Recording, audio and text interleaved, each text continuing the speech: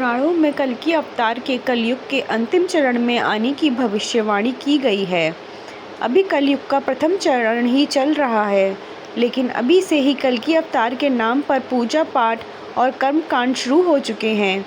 कुछ संगठनों का दावा है कि कल्कि अवतार के प्रकट होने का समय नज़दीक आ गया है और कुछ का दावा है कि कल्कि अवतार हो चुका है।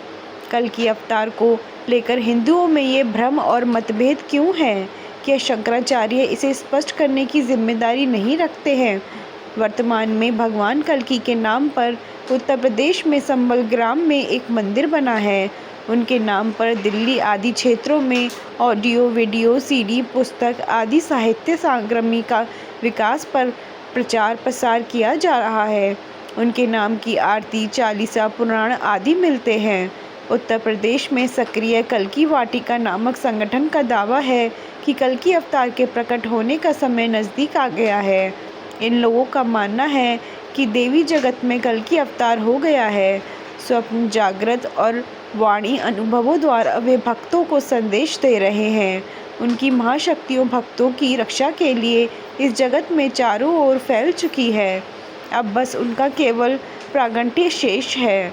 इसका तार्किक आधार यह है कि अवतार किसी समय सीमा में बंधा नहीं होता, उसके प्राकट्य के अपने मापदंड होते हैं।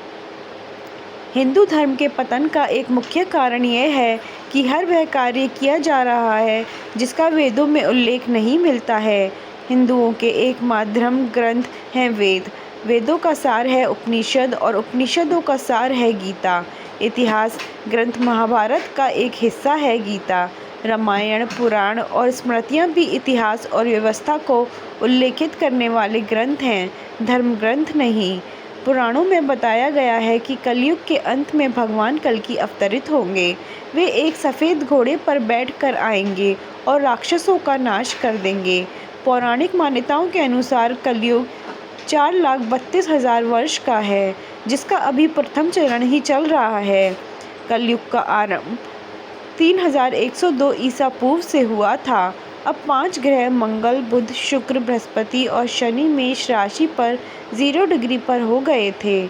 इसका मतलब 5119 वर्ष कलयुग के बीत चुके हैं और 4,26,881 वर्ष अभी बाकी हैं और अभी से ही कल्कि की पूजा, आरती और प्रार्थना शुरू हो गई है।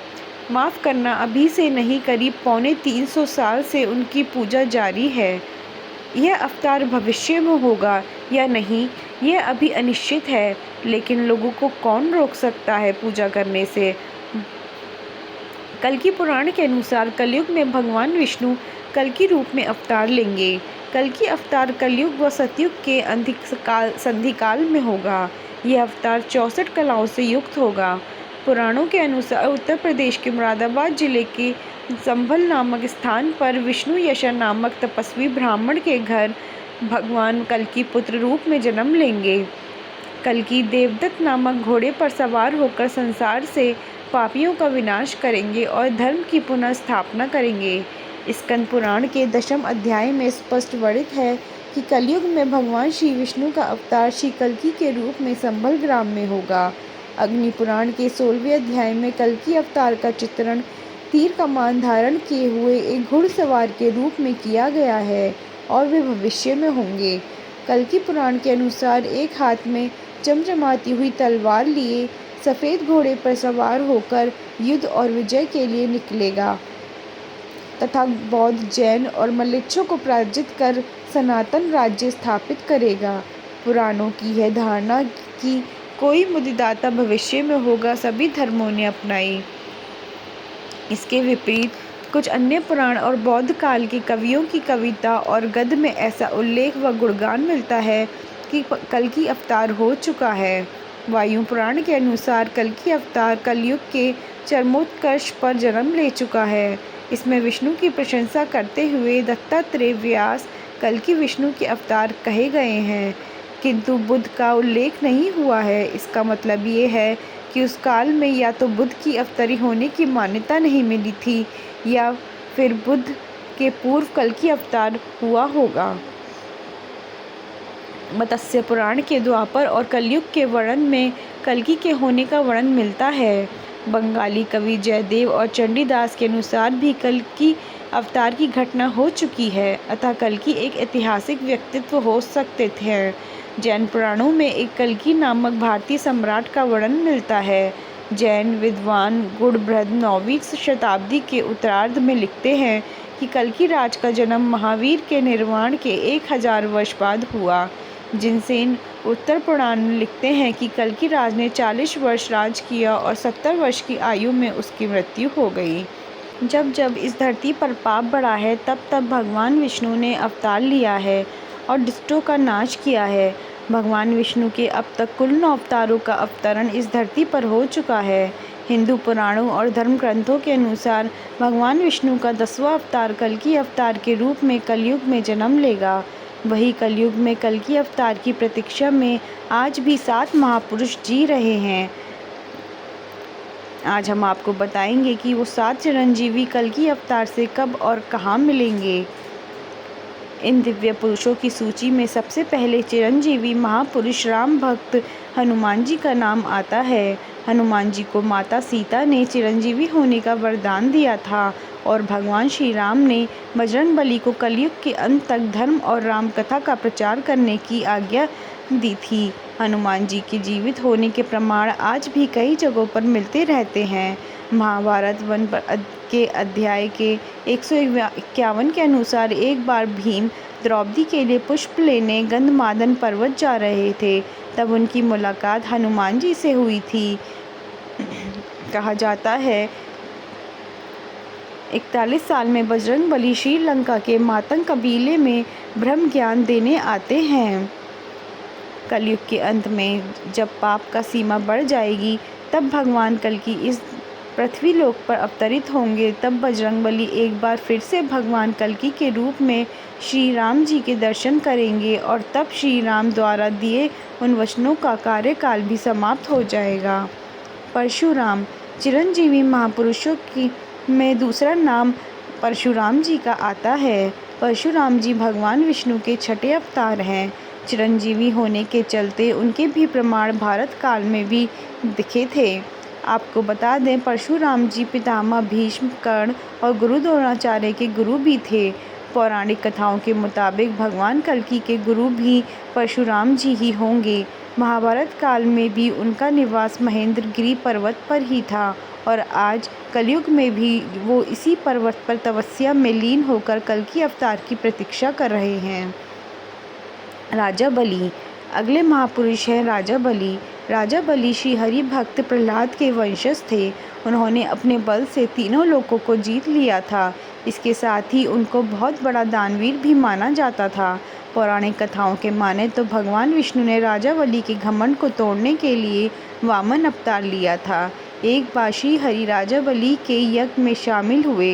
यज्ञ के दौरान ही सभी ब्राह्मण अपने लिए राजा बलि से कुछ न कुछ दान मांग रहे थे, तो राजा बलि उन्हें दे भी रहे थे। जब वामन देवता की बारी आई तो उन्होंने सिर्फ 3 पग भूमि राजा बलि से मांग ली। तब राजा बलि और उपस्थित सभी ब्रह्मा हंस पड़े। राजा बलि ने कहा कि आप अपने छोटे छोटे पैरों से कितनी ज़मीन नाप पाएंगे, आप कुछ और मांग लो। लेकिन वामन देवता अपनी मांग पर डटे रहे। तब राजा बलि ने कहा, जहाँ चाहें आप अपने 3 पग ज़मीन ले लो। तब वामन देवता ने अपना विराट रूप धारण कर लिया और एक पग में देवलोक, दूसरे पग पृथ्वी और पाताल लोक नाप दिया।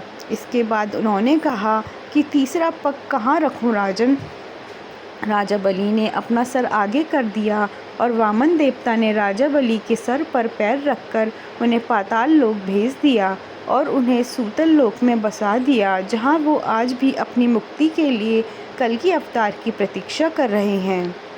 विभीषण अब हम बात करेंगे चौथे महापुरुष लंका अधिपति विभीषण के बारे में। विभीषण प्रभु राम के अनन्य भक्त थे। जब लंकापति रावण ने माता सीता का हरण कर लिया था, तब विभीषण ने अपने भाई रावण को काफ़ी समझाया था कि भगवान राम से शत्रुता ना करें, जिसके बाद रावण ने उन्हें अपनी लंका से निकाल दिया था। तब विभीषण भगवान राम की सेवा में चले गए और रावण के अधर्म का अंत करने के लिए धर्म का साथ दिया।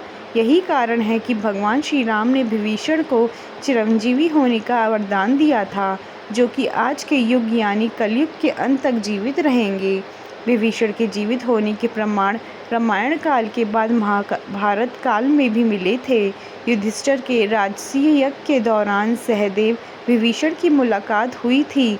कलयुग में विभीषण कहाँ है, इस बात की तो जानकारी किसी को नहीं, लेकिन ये ज़रूर पता है कि उसका इस युग में भी होने का सिर्फ एक लक्ष्य है, जो है अपने प्रभु के अवतार कल्कि से मिलना। अश्वत्थामा। इन 7 महापुरुषों में अश्वत्थामा का नाम भी शामिल है। गुरु द्रोणाचार्य के रूप पुत्र अश्वत्थामा आज भी इस पृथ्वी पर लोक पर मुक्ति के लिए भटक रहे हैं। महाभारत के युद्ध में अश्वत्थामा ने कौरवों का साथ दिया था। धर्म ग्रंथों के अनुसार भगवान श्री कृष्ण ने ब्रह्मास्त्र चलाने के कारण अश्वत्थामा को कलयुग के अंत तक भटकने का श्राप दिया था। अश्वत्थामा के संबंध में प्रचलित मान्यता है कि मध्य प्रदेश के असीरगढ़ किले में मौजूद प्राचीन शिव मंदिर में अश्वत्थामा हर दिन भगवान शिव की पूजा करने आते हैं। अश्वत्थामा भी कल्कि अवतार की प्रतीक्षा कर रहे हैं। कहा जाता है कि अश्वत्थामा भगवान शिव का इकलौता ऐसा अवतार है जिसकी पूजा नहीं की जाती, परंतु कल्कि अवतार में अश्वत्थामा का एक अहम रोल होगा, जो आने वाली पीढ़ियों तक उसका गुणगान करेंगी। महर्षि व्यास।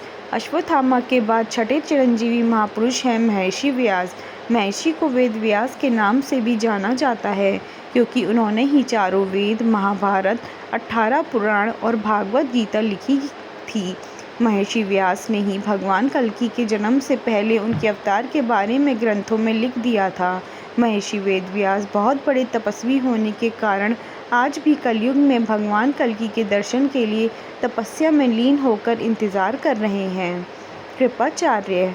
कलयुग के आखिरी और 7वें चिरंजीवी महापुरुष हैं कृपाचार्य। संस्कृत ग्रंथों में उनको चिरंजीव के रूप में बताया गया है।